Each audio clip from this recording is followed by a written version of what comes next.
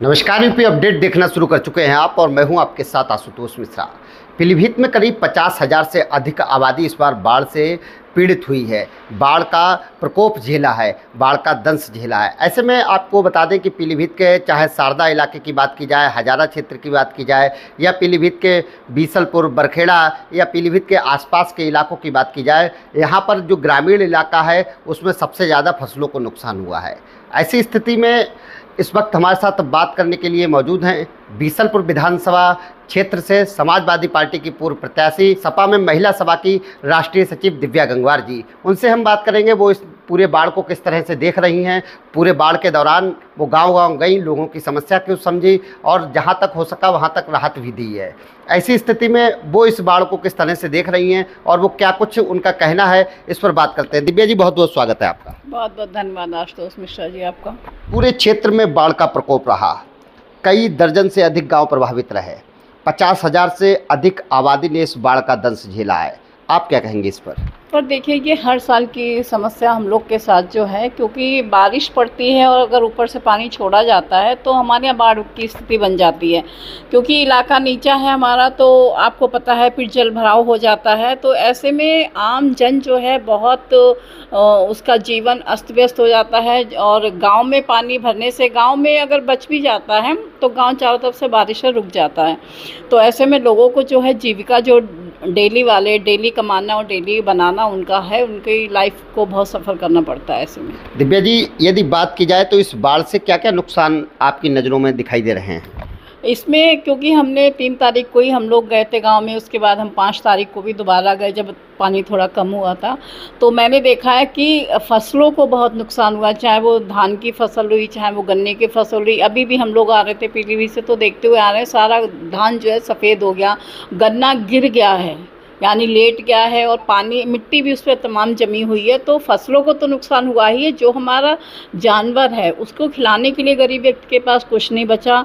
और अपना तो चूल्हा उनका जैसे तैसे जल ही रहा है, तमाम लोग हेल्प के लिए आगे भी आ रहे हैं। तो नुकसान जो है जान माल दोनों चीज़ का हुआ है, जानवरों का और फसलों का बहुत नुकसान हुआ है। क्या मांग करती हैं आप सरकार से, क्या कहना चाहती हैं इस मुद्दे पर?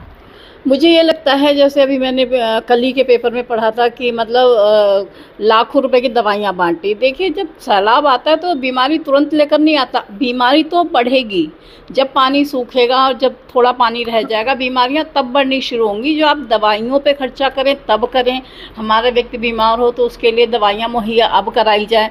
ये नहीं था पानी आज 3 तारीख को पानी भरा और 4 तारीख को हमने लाखों की दवाइयाँ बांट दी। तो ये कोई सलूशन नहीं है इसका।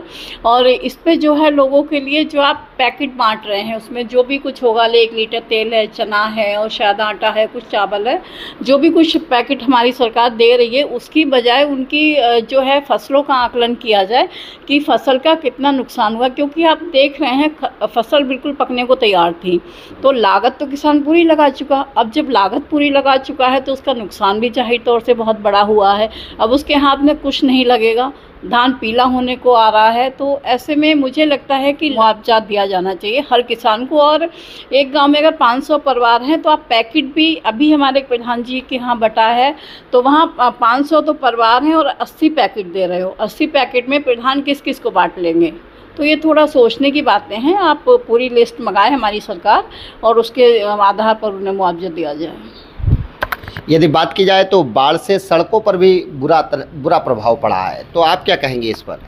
हाँ, सड़क पर हम ये कहना चाहेंगे, क्योंकि बरखेड़ा से उधर पानी कम भरा था तो इसे उधर की सड़क कम टूटी हुई है। अभी आज ही हम लोग पीलीभीत गए थे मीटिंग में, तो हमने देखा है कि इधर तो मतलब 5-5 फीट लंबा और 1.5-1.5 फीट गहरे गड्ढे हैं। अभी लौटते हुए वहाँ पे पत्ते और वो तमाम चीज़ें डाली हुई थी कि रात में कोई अनहोनी घटना ना हो जाए। और इस वक्त हमें लगता है कि सरकार को चाहिए कि टोल प्लाजा को आदेश करे, जिस पे भी ठेका है, कि फ़िलहाल जब तक सड़कों की रिपेयर ना हो इसे टोल को बंद किया जाए। क्योंकि हम टूटी सड़कों पे भी चलेंगे और टोल पे भी देंगे, जेब भी ढीली करेंगे। और इसे बहुत जल्दी हमारे सांसद जी को, हमारे विधायक जी को इसे रिपेयर कराना चाहिए, जिससे कि जान माल की कम हानि हो। हमारे साथ दिव्या गंगवार जी मौजूद थी, जिन्होंने कहा कि जो राहत पैकेट का जो लॉलीपॉप है ये तो दे ही रहे हैं, लेकिन इससे से जल्द प्रयास करें कि लोगों की फसलों का आकलन किया जाए और फटाफट फसलों का मुआवजा दिया जाए। इसके साथ ही उन्होंने कहा कि जहां एक और हम लोग टूटी सड़कों पर चल रहे हैं तो वहीं दूसरी ओर टोल भी दे रहे हैं, सर्विस टैक्स भी दे रहे हैं। ऐसे में सर्विस टैक्स जो है उसको तत्काल प्रभाव से रोका जाए और सड़कों का निर्माण करने के बाद ही टोल टैक्स वसूला जाए। इसके साथ ही ग्रामीण इलाकों की यदि बात की जाए तो ग्रामीण इलाकों में कई ऐसी सड़कें हैं जो पूर्ण रूप से ध्वस्त हो गई इस बार के कारण, उनका निर्माण कराया जाए। कैमरा सहयोगी सुमित के साथ आशुतोष, यूपी अपडेट पीलीभीत।